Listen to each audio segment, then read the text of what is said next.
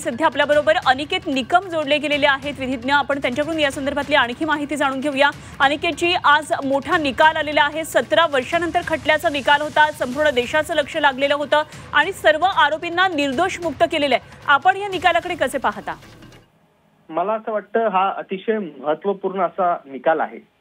2008 साली मालेगावमध्ये जी घटना घडली आणि तेव्हा एटीएसने तपास करून दोषारोप पत्र हिंदू संघटनेच्या विरुद्ध किंवा हिंदू संघटने याच्यात इन्व्हॉल्ड आहे अशा स्वरूपाचा तपासात त्यांनी निष्पन्न करून दोषारोप पत्र दाखल केलेलं. आणि त्याच दरम्यान आपल्याला कल्पना आहे की हिंदू टेरर किंवा सॅफरन टेरर असे शब्द वापरण्यात आले व त्याच्या अवतीभोवती राजकारण देखील करण्यात आलं. परंतु आजच्या निकालात आपल्या स्पेशल कोर्टाने स्पष्टपणे असं नमूद केलेलं दिसतंय की ह्या आरोपींच्या विरुद्ध कुठलाही पुरावा सिद्ध होत नाही. पुराव्यांचे साखळी त्यांच्या विरुद्ध त्यांनी हे कृत्य केलं आहे असं दाखवत नाही, दर्शवत नाही. त्याचबरोबर कर्नल पुरोहित यांनी घरी RDX साठवलं होतं अशा स्वरूपाचा पुरावा नाही.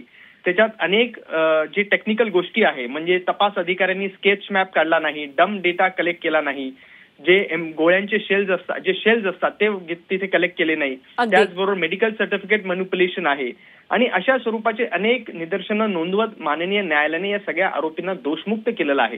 त्यामुळे जो तपास तेव्हा करण्यात आला होता तो कुठल्या मुद्द्यांवर केला हे देखील एक महत्वपूर्ण प्रश्न आहे, कारण अनेक लोकांनी त्यांचा जीव गमावला आहे. त्यामुळे खरे आरोपी अगदी निश्चितच मी तुमच्याबरोबर नंतर बोलते.